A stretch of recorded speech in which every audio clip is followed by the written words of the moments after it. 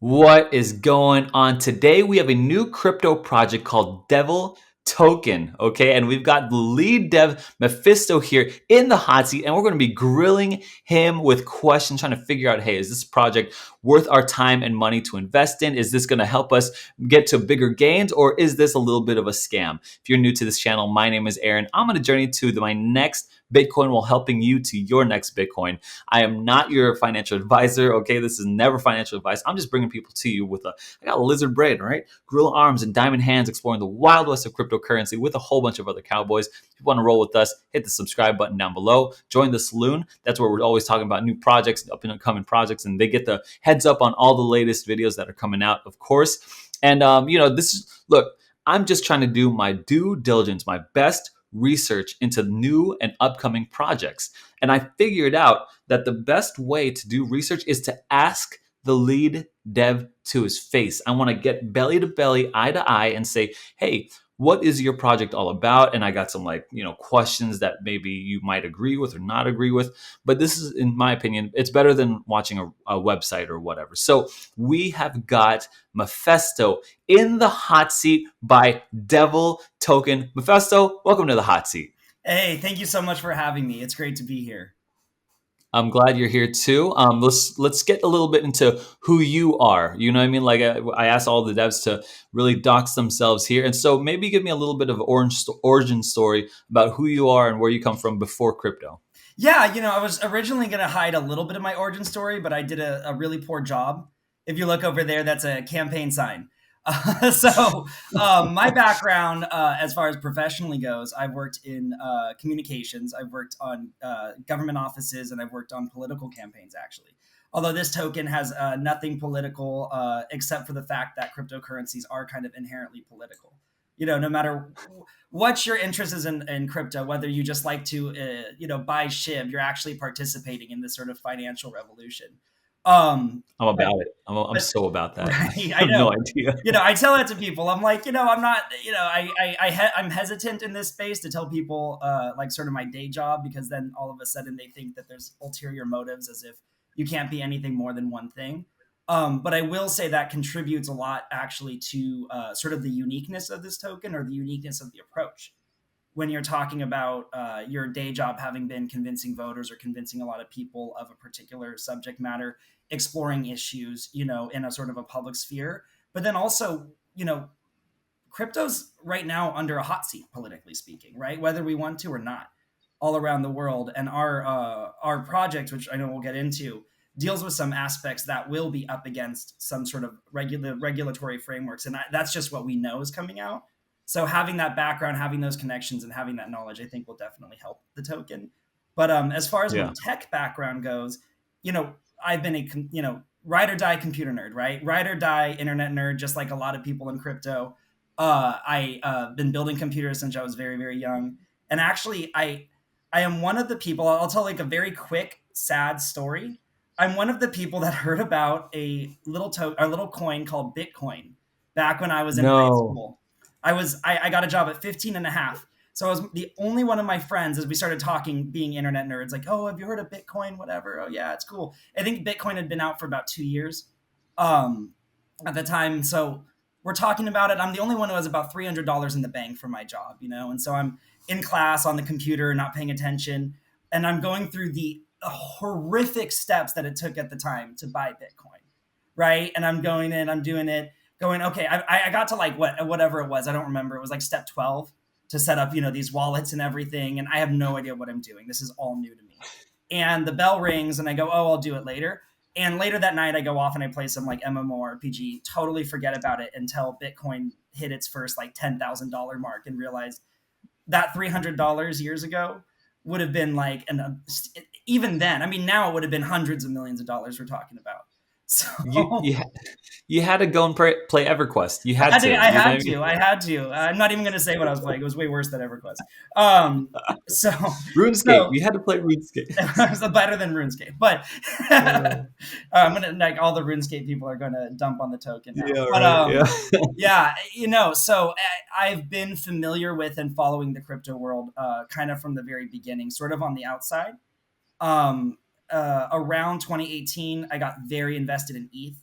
and that sort of drew me back in and drew me back in a big way. That's really where I bought a bunch of tokens. I participated. I was an investor in Engine early on, of course, ETH, and I started getting into ETH mining. So I built some computers, some rigs, and started getting into the miner community there, both online and really kind of eventually helping people, building rigs, sort of networking with people, swapping video cards with people. It's this whole marketplace for those who know about ETH mining, and it was cool. But as I got closer into ETH, I started thinking there's something really special about smart contracts and something really revolutionary about smart contracts. And it's one thing for someone to tell you it, it's another thing for you to sit there and sort of realize it and sort of realize its potential. And that was sort of the beginning of, I would say, around 2019 of my interest in sort of full stack development. And so I had been working, on that, helping certain projects because I work in communications. I also just kind of wrote for certain projects and learned kind of how other developers were working. And then, earlier this year, I got together with my partners and we decided that we were going to start this project. And, we were going to balance out the fun parts of crypto, like what makes crypto kind of fun and enjoyable, because it is like weirdly fun for a financial field, right? But Oh yeah. also, like, how can we really solve the problems that we had encountered with crypto, that we know other people encountered with crypto? And how can we bring something new to this space that isn't like a carbon copy of whatever's going on? I mean, we're a notoriously saturated market because it's so easy to innovate. And that like Yeah. proliferation of innovations is really good overall, but it does create a lot of confusion and a lot of complexity. So we're really like, how, instead of like, how do we directly compete with a bunch of projects? How do we really append that experience, and how do we really make it easier to get involved in other projects and really work alongside them? Not to say we won't have competitors. I think there's similar projects to ours that I didn't know about until this week, but it's not as common where I hear talking about like an NFT marketplace, or where I hear talking about a crypto game. Those are all amazing, awesome projects, but like I'm saying, our projects is a little bit different because it's focused on really giving you a set of tools, ultimately leading to a wallet that we want to release in Q4 of next year that incorporates all the tools that we develop over 2022 and some of the ones that we Yeah. release this year in our final quarter. So so let me backtrack here. So you have a background in like I guess politics and campaigning, Mm-hmm. but you've always been like some big tech nerd, Yeah. and you caught wind of crypto, of Bitcoin way in the beginning. But MMORPG, I'm a big fan of those. Like they suck your life I away, haven't and done it in a long they just time, take. man. I haven't done it in a long time. I don't have the time for them anymore, but I do love Me neither. Me neither. I them. want to though. I want to. So you start getting into smart contracts and you see like the potential of these things, and so you started your full stack development in 2019, and then earlier this year you started this new project called Devil Token, and it seeks three things from what I gather. You want to capture the fun of crypto, which is actually interesting because like the old way of doing things is like Wells Fargo or Right. Bank of America, and now it's like pancake swap. You know what I'm saying? Like that's the new DeFi, right? It's just a funner way. So you want to capture the fun, you wanted to solve problems, and you wanted to niche. I would say niche down, or really not be a carbon copy and like really develop your own sense Mhm. of identity. Not to say that you're like you said, like you're not having competitors. Of course, you'll have competitors, but it's like your own thing. It's like a very unique USP, right? Right. Unique selling proposition. Is that about right? That's about right. Cool. So now we get into Devil Token, right? And just so you know, like we'll get into it, right? Yeah. But I don't know if you know this about me, but I'm actually a pastor, right? Yeah. And so I was like, okay, Devil Token. This guy seems nice, but then I mean, like I'm trying to figure this out. So I'm really glad to see like Yeah. you're not a weirdo. You seem like a very cool guy. You know what I'm saying? So I would spend some time with you. So please explain to me what Devil Token is, what's it all about, and what's it trying to accomplish. And just for the record, I went to Baptist elementary school and high school. So this Yeah. really isn't, you know what I mean? This really isn't about like Satanism, devil token, right? Like, Yeah, I thought it was, man. I like thought to say it was. crypto I'm can like, be oh, fun. should I Crypto not? could be a little rock and roll. I would say Yeah, it's yeah. more, it's definitely more in that vein of a brand. I'm okay. I'm okay with that. Yeah, But as well as I do, some of the worst, the craziest partiers come out of the Christian schools. So I was one of them. So for sure. this is But true. yeah, tell me about Devil Token here. Yeah, so Devil token, it's a rewards token for, this is you need to incentivize holders, and we believe in incentivizing holders, especially for projects like ours that have like a development time, right? Like we're like, we have our roadmap on our website. It got a lot of attention. We're sticking to those dates. Proof of sticking to those dates is we're actually launching 3 dApps as soon as we go on to launch on PancakeSwap once we're out of pre-sale. But the point is, we need to be rewarding holders, not just telling them, well, it'll go up, it'll go up, it'll go up. So we actually believe in a lot of like the proven incentive mechanisms on the Binance Smart Chain, and we think there's some really good ones. So the first half of this token is the rewards aspect, right? It does the stuff that I think really has worked in the space, which is reflected rewards. And then we have our own sort of unique spin. I'll do that at the end. We also have a certain percentage of the tax, just transaction tax, goes to liquidity and PancakeSwap. But then the third one, which is sort of unique to us, is 3% of every transaction goes to BSD rewards if you stake in what's called the Devil's Vault. So that is one of the dApps that's available on launch. As soon as the token's on PancakeSwap, you can go in, get your tokens, put them in that vault. And what that means is it's basically single staking. So you're gonna get your share of that 3% rewards. Now, that feature was actually late to the game when we started developing it. It came up as an idea this summer. And the reason is we had that horrible market downturn this summer. And as Yeah. we were developing the token, I was like, what is a good incentive mechanism that at least softens the blow, right? And obviously, when the market goes down, which it will happen, right? Like I don't think any project should be thinking about going straight up, right? We have to be realistic Yeah. and grounded. What would I like? And I realized having that staking reward means that the people who stay with the token, the people who are the holders, they are not selling their tokens because they've got them. They just store them in the vault. They're just there, and they're getting rewarded based on the people that are contributing to the volatility, which is that 3% of those transactions are going over and they're being turned straight into BUSD. So they're not turning into more Devl, they're not turning into Bitcoin, they're turning into a stable coin. So that's going to be a feature available at launch, and that's sort of a summary of the rewards aspect. But now we have a utility aspect, right, where the token is really a key to this gateway of DeFi apps that we're producing. So at launch, we have what's called the Devil's Gateway. And this is actually a huge point of our token. So it's probably something we want to talk about. One of the things that we want to do to help make DeFi more accessible is solve the problem of where do I get my tokens? How do I get my money out of my cryptocurrencies? Like all of that. Like fiat on ramping is really, really hard to do outside of centralized exchanges. And as we know, some centralized exchanges can be very difficult to deal with. They're very unpredictable. We have the phrase, not your keys, not your crypto. But interfacing between crypto and fiat is incredibly difficult. So at launch, we have a third-party integration. So in our dApp, you will be able to onboard and offboard fiat currencies into BNB, which is a BSC BNB, and then you could turn that into Devl and vice versa. So we're not like trapping you where you can only buy, right? You can go both ways. And that's the Devil's Gateway. That'll eventually turn into, and one of our main goals, we want to create our own fiat gateway. And it's our own fiat gateway that's actually governed by a decentralized autonomous organization that is controlled by the token holders. So that's why when I say Devl has this utility aspect to it, it's really people need to think of it as a key to sort of this sort of growing ecosystem of DeFi apps that are really aimed at making DeFi so much easier to use.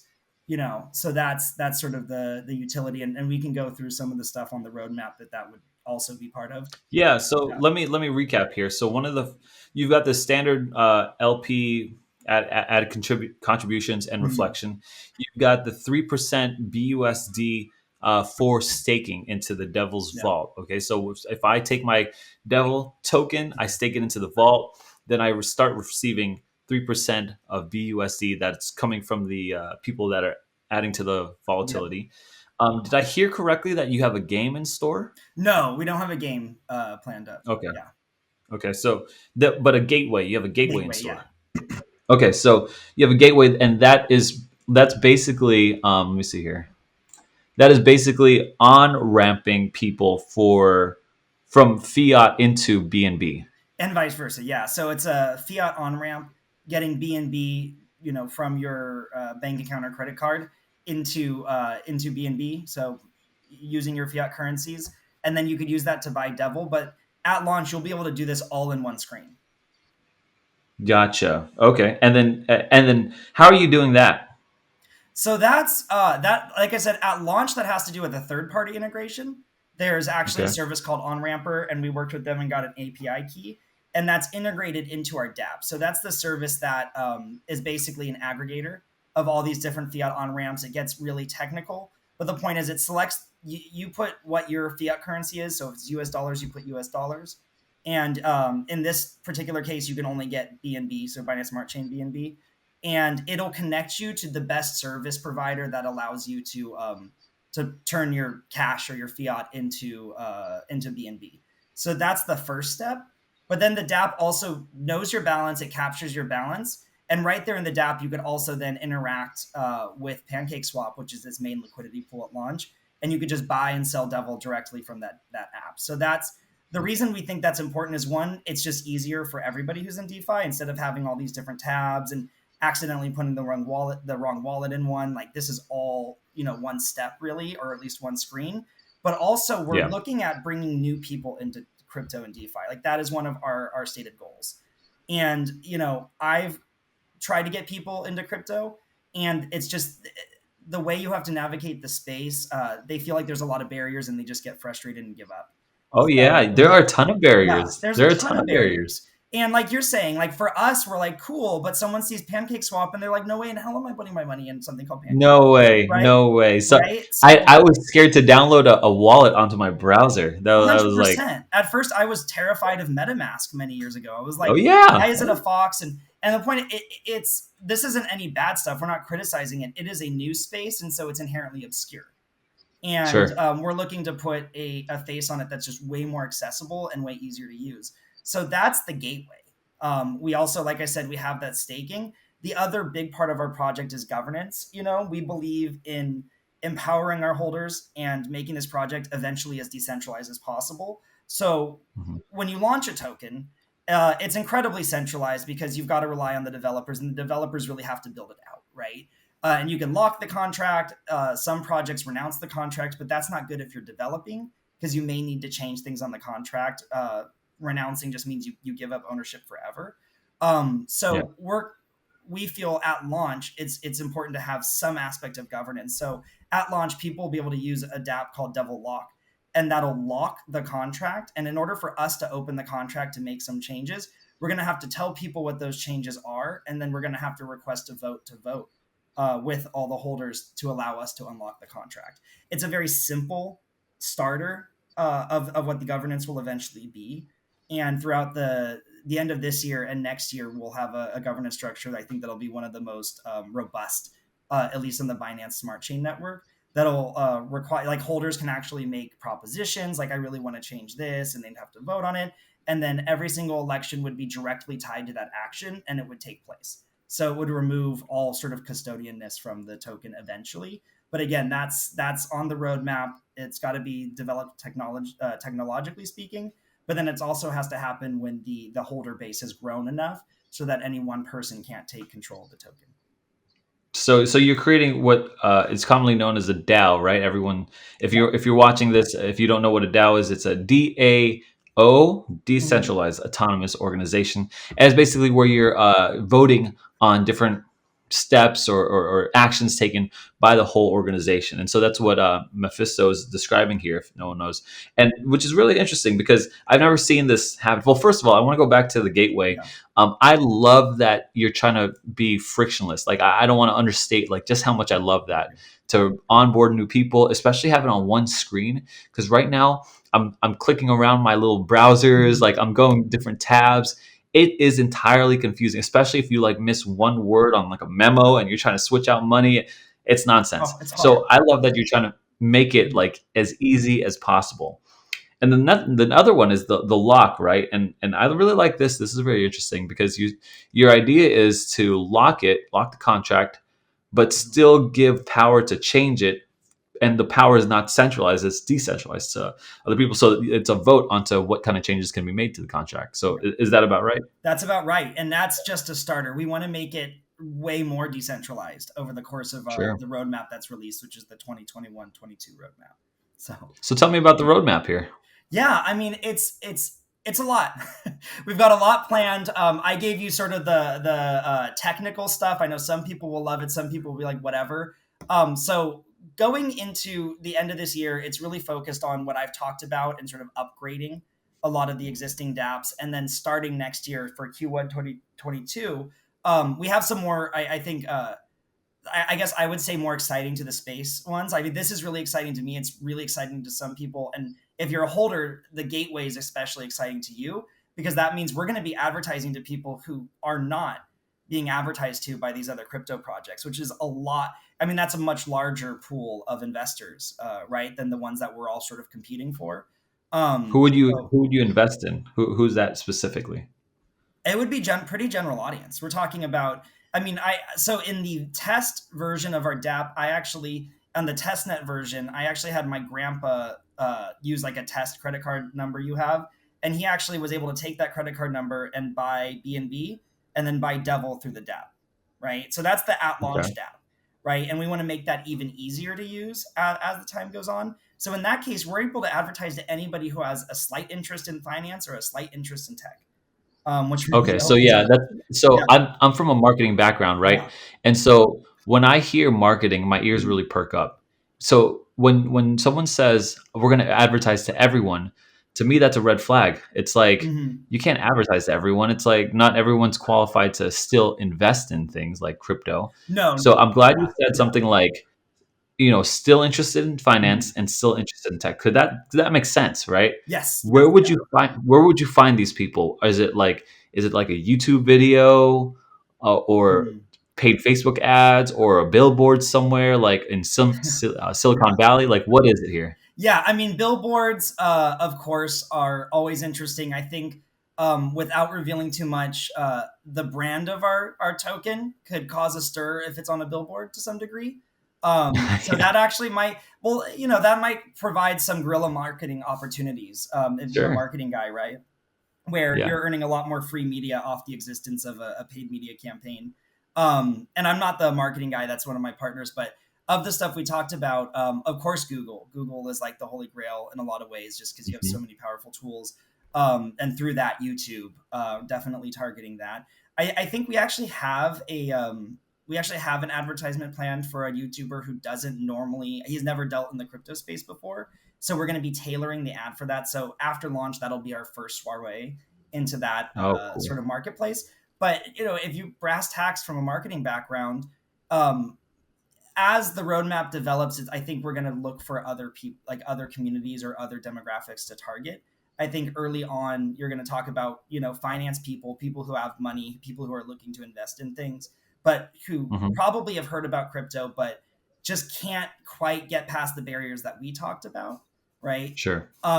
Those would probably be the early ones, but at the end of our roadmap, we actually have the Devil Wallet, and the Devil Wallet would be a mobile application, and that's a whole nother form of advertising. That's a whole nother demographic that Oh we're yeah, talking about, interesting. right? So What's any special aspects to the wallet here? What's it going to be doing? Is it going to be able yeah, to house like all the little poo coins that we're all collecting, or just Devil? I've seen different types of wallets yeah. with different abilities. So what's the Devil wallet going to bring? Uh, and the one liner is it'll be the most user friendly wallet in crypto. Okay. And it's going to actually encapsulate all the components that we're really releasing as dApps. So everything we're releasing as dApps in our roadmap will be incorporated in a function of the wallet. So The staking and this, the you and can the stake in the gateway. wallet. There's some other things I could kind of bring up if we want to backtrack a little bit, because I Hmm. know there's sort of a lot to the project. One of the issues that we have in crypto as well, I'm experiencing this a lot as we sort of advertise our token, is really the only way to make a contract or a deal with someone is to just send your money to someone, right? So, you want someone to promote your token, you send them, let's say 100 USDT, right? Well, you have to trust that they're going to fulfill that end of the bargain. So Hmm. that's, created a lot of problems. There's obviously a lot of scams. So an escrow service is actually one of the first new dApps that we will release in Q1 of 2022, and That's so cool. that's gonna evolve. I don't want to get too into details because there's a couple that are being done right now, and I think we have a slight unique way of doing it. I'm not trying to be cagey. I just don't want to like sort of outline it months before we get ready to roll it out. But it will essentially be an escrow service, so you can create a contract with someone that says, um, I'm doing this amount of tokens for X action, and basically it has to be approved on both ends. Is sort of the short version of it. But that's also really helpful for people who aren't comfortable sending crypto, or they get nervous sending large amounts of crypto, right? So you can have a thing where, like, if I wanted to send you $1,000 worth of Devil, but I wasn't totally sure about it, I'm kind of new to the space. There's actually a way that I can send it to you where we both have to double confirm, and then the transfer happens. That's a sub tool within this greater escrow service, and that's an example of stuff that would be incorporated into the wallet. Another thing is managing NFTs and tokens.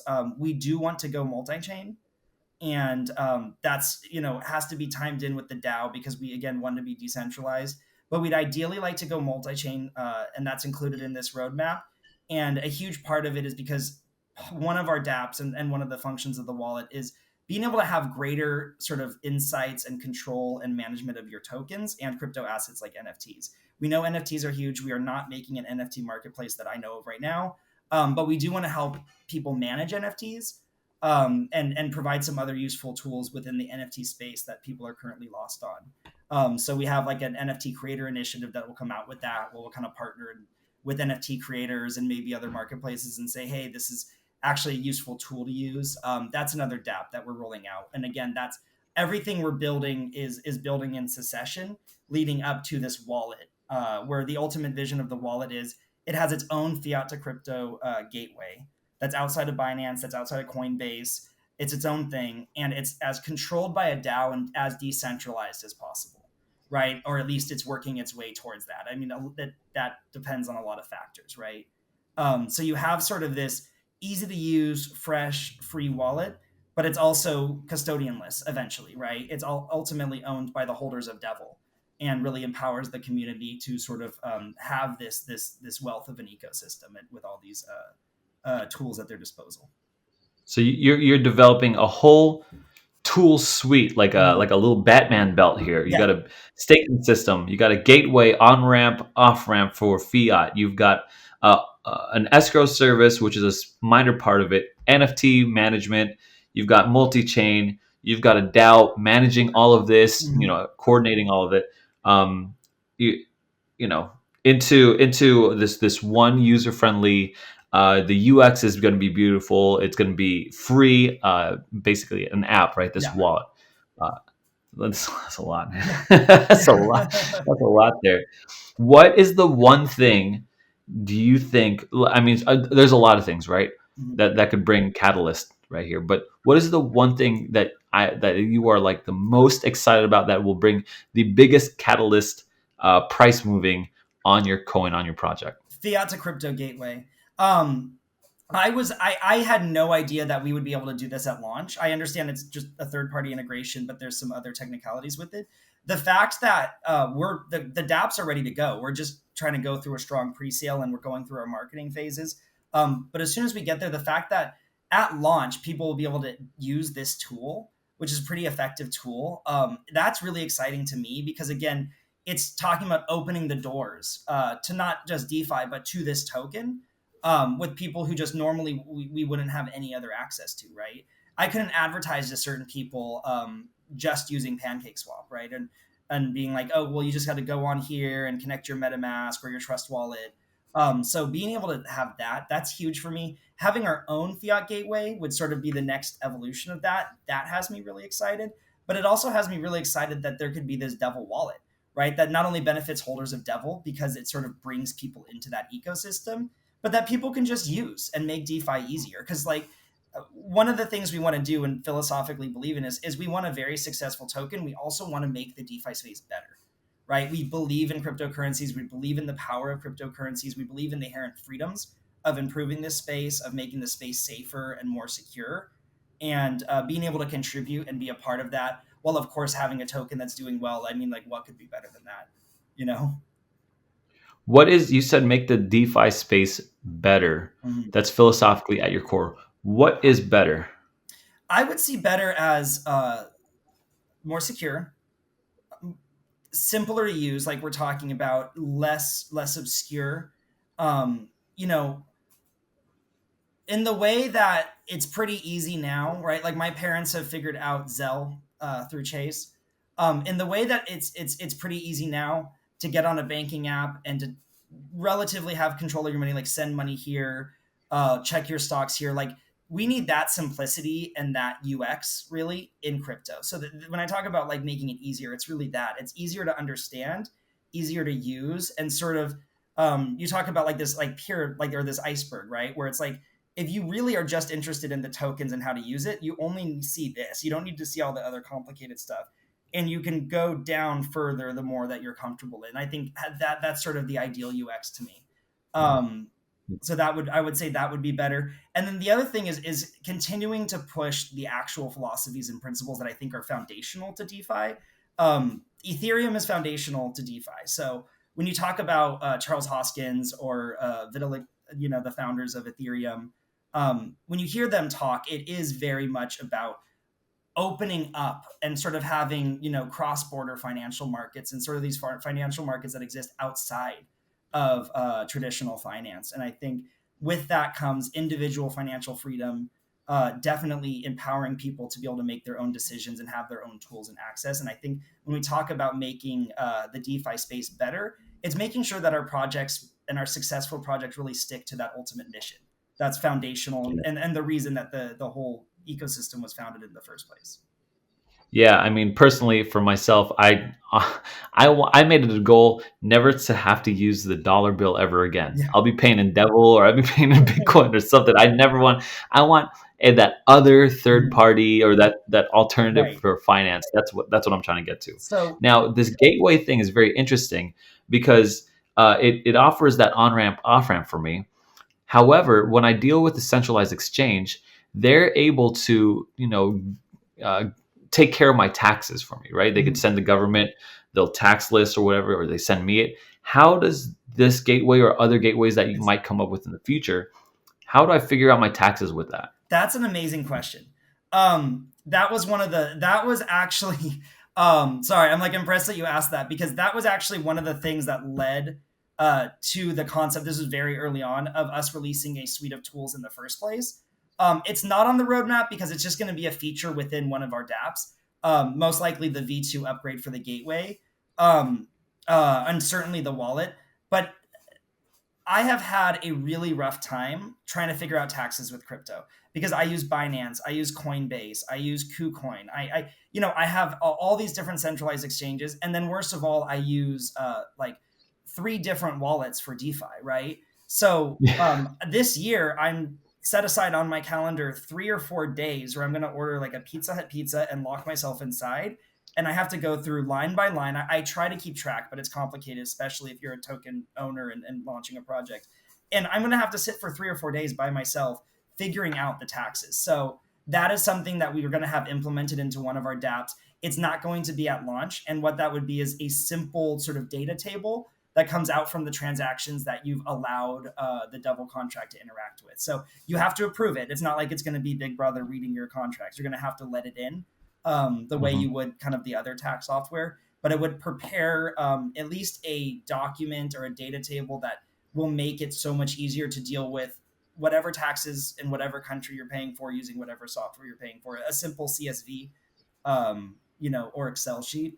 That's actually super important because that's just something that I want to use. So as the developer, it's definitely something I'm going to That make is for like myself. that would be so highly helpful. Yeah. I cannot tell you Yeah. how excited I am about that, right? Me too. No, me Like, too. I want it. I the only thing I say like time wise is it will for sure be a feature in the current roadmap. I just don't know if I would be able to put it into the dApps or if I have to wait for the wallet. But it is a feature that will be made for sure because it's a feature I want to need, and I don't want to go this year. I'm kind of already done for, but the next year I don't want to go through another tax season after this upcoming one without having something like that. it's interesting because like I do a lot of trading through my MetaMask and my Mhm. Trust Wallet, SafePal. If I could just export a CSV file or something like that, Oh, or oh yeah. And programmatically, it's not that hard to do, right? I mean, right, the MetaMask has access to all of our transactions forever, right? And it can grab the data. It has the data, or you wouldn't be seeing it in the UI. So I don't know why exactly. this isn't like a feature that exists, but it's definitely a feature we want. And now that it's out in the interview, it's a feature I encourage other people to do as well. You guys gotta order it on the DAO, man. This is up Yeah, to the community here. You yeah, guys got to do it. yeah. Cool. All right. So, is there anything? We looks like we covered a lot of things. Is there anything that is hidden that hasn't been covered yet that you can't wait to tell the audience? Can't wait to tell people like, hey, look, this is coming up. You guys got to get excited about it. Well, right now we're in pre-sale, or we're about to enter pre-sale. We're going to open the whitelist potentially this weekend, the weekend that this video Okay. comes out. So, what I really want people to do is jump on our Telegram, jump on our website, hit us up on Twitter, wherever you're comfortable wanting to reach out to us. Those are the main places that we are right now. Follow us, shoot us an email. We have an email list that's been growing like crazy right now. But the whitelist is getting hot. It's starting to exceed expectations. We've got a lot of people interested in it right now. So we're going to open that up within the next couple days. And so we're really, really excited about that because we've been very careful. We've been watching other projects. We've been watching the marketplace because similar to how we're approaching the development and the technology very carefully and very holistically, we want to have the best launch possible. We want to be able to, the people who invest in our tokens, we want to be able to set up the best climate. You can't control what ultimately happens, right? You can't say that this person's going to dump and this person's not, but we want to create the best foundation for this to have a really, really strong launch, especially with all our dApps rolling out. And so I'm really excited that we're getting really close to that. And the more people who sign up saying that they're interested in the whitelist, the more people that jump on our Telegram and this community grows, the more this project is going to fly. And sort of the greater and bigger and more effective these dApps are going to be because we're going to have the capital in the community to back them.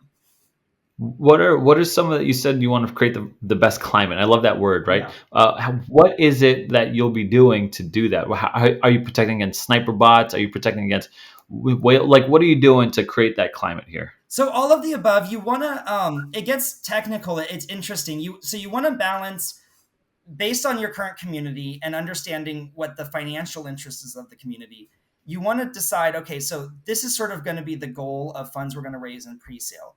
Real quick, for those who don't know, so the best way for projects to bootstrap themselves so that they have liquidity on PancakeSwap is to do pre-sale. Most of the time, the legit projects do pre-sale. There's a lot of scams in pre-sale. But if Yeah. something just fair launches, like I know some good legit projects that fair launch, but for the most part, you want to do a pre-sale because that means that when this launches in the open market, it's going to have a good size amount of capital backing it.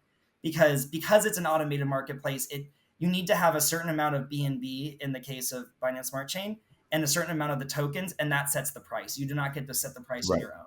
So Right. setting up the best climate is finding that sweet spot number between community interest, but that's also is high enough so we have a good cushion, but also low enough so that people understand, like, we can't just all go to pre-sale and then release the token and everyone's going to dump the token, right? Yeah. So, you have to kind of figure out where you are and then pull back a little bit from that, be a little bit more conservative in your Yep. estimates. And because you want to hit those goals. So you want to hit that pre-sale goal as fast and as hard as possible. And you want people wanting more and ready to buy it on PancakeSwap. So that you're not saturating the demand at all these phases that you need to launch. It's like launching an airplane, you got to get enough Yep. wind to pick you up. Yeah, but not so much they'll flip you over. Not so much that it'll flip you over. Yeah, Yeah, exactly. yeah, Yeah, I gotcha. I gotcha. thanks. Okay, so you've got pre-sale coming up. For anyone who wants to join the pre-sale, try to get on the whitelist. Check out the description. The links are down there below. Of course, I'm not your financial advisor. You're doing your own research by watching this video, and you're especially doing your own research by looking at through their links and stuff like that. So be sure to check all of that out. Now, real quick, I have to ask you, how many tokens do the devs own? What Yeah. percentages are they buying in on themselves? Like what's happening with the devs? So we have a 9% project fund because there's going to be an amount of liquidity that would be necessary for the fiat gateway.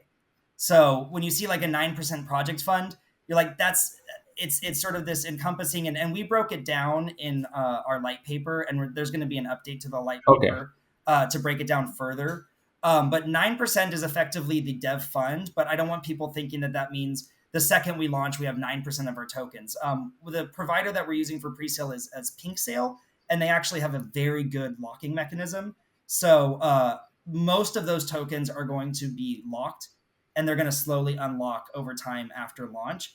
And the small amount that's going to be unlocked at launch simply has to do with the fact that we need, because tokens equal voting power in the lock, the devs deserve their own share of voting power, so that if you have a hostile actor come in and like try to like sink the project by attacking or whatever it is, you need to be ready for that. So we'll have a small Okay. amount that's divided amongst 3 people on a team within their own wallets, and that's really just for voting power when we launch, and that's all sort of this locking mechanism and vesting schedule.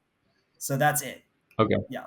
Are those statistics and the numbers, is that found on your light paper? That's found in our light paper. There's going to be an update to them as we announce pre-sale, because those numbers shift around. And like our big thing is transparency and accessibility. Like we put out the light paper, we put out as much information as we want. We don't shy away from releasing any information in any AMA or when anybody asks us anything in a Telegram. So that information is going to have to be updated because we don't have the hard pre-sale numbers announced until we start. We know the pre-sale Got it. numbers, Got but it. once we start is when we unleash those numbers. We don't want people kind of like playing shell games with it. So when pre-sale opens up, we'll have those numbers before we ask anybody to invest in the pre-sale. They're going to have those numbers at their disposal, but it's not more than 9% of the supply, and I think it's definitely less than 25% of the supply will be available for quite a while. Oh no, sorry, Got it. 25% of that 9%. Um, Oh, okay. Yeah, yeah, it's even better. yeah, Yeah. Okay. sorry, not Got 25% of the supply. Yeah, it. that'd be For sure. insane. Um, yeah, no. So yeah, of the 9%, there's like a quarter of it up to a quarter of it may be available, but it's actually going to be less than that. It's like available within like the first couple weeks. And like I said, that has to do more with voting power than being interested in dumping. And there wouldn't be much of a dump at that point. And then for our actual tokens, the ones that we own, we're going to be buying in on pre-sale or buying in on launch. It depends on how it's Gotcha. going. I don't want to take a pre-sale. If it feels fast, I don't want to take a pre-sale slot from someone. I'd rather have more people involved, and I'll just buy on launch with everybody else. Okay. Got it.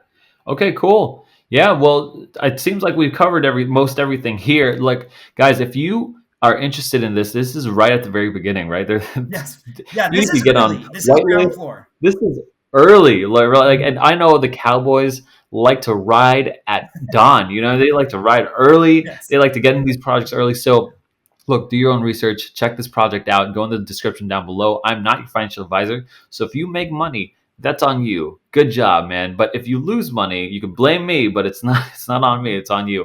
Look, Mephisto. So thank you so much for watching, and hey, thank you so much for watching our interview, Mephisto. Thanks for joining me in the hot seat today. Hope it didn't grill you too much, but I want to leave you with the last question here. Mhm. What if there's a cowboy that's out there that like, I'm not too sure if I still want to get into this project. They got a big roadmap. I'm not too sure. I want to see some traction here. What is the one thing that you could tell them to say, hey, get off the fence and get into Devl token here, and pull the trigger here? What is like the one thing you could tell that person? Yeah, someone's looking at our website, they see the roadmap, they're like, I'm not sure. The number one thing I'll say is that this project the community grew by 1,000 in the last week. So through those metrics alone, and the fact that we haven't even started, this interview is like the beginning of our second phase of marketing. So we're starting to get noticed. Love We it. had CoinGate covered an article with us. So the one thing I'll say to them is people are starting to notice the value of this token, and they're starting to notice the value of the utility we provide. So, as people are noticing, maybe you want to follow them. Crypto's the one space where you kind of want to follow everybody and what they're doing. So if anybody's unsure, we are available all the time. And I would just tell people, drop us a question in the Telegram, email us a question, check out our website, hit us up on Twitter, wherever you can find us on the internet, hit us up and ask, and we'll talk to you about why this is such a good investment and why we really believe in this project and why we're behind it. Again, not financial advice, but we are behind this project, and people are starting to notice, and it's a really cool and exciting period to see it sort of start to really build a lot of momentum when we haven't even started the major marketing push yet. Love it. Love it. There's a lot of hype behind this thing, rolling into the pre-sale, rolling into the whitelist. Again, Cowboy, if you're watching, ride at dawn with me. Let's get into a pre-sale. Let's get into this early and figure this out. Look, I'm not your financial advisor. Never financial advice. I'm just a cowboy with a lizard brain, gorilla arms, and diamond hands. We're going to the moon together, guys. We'll see you later.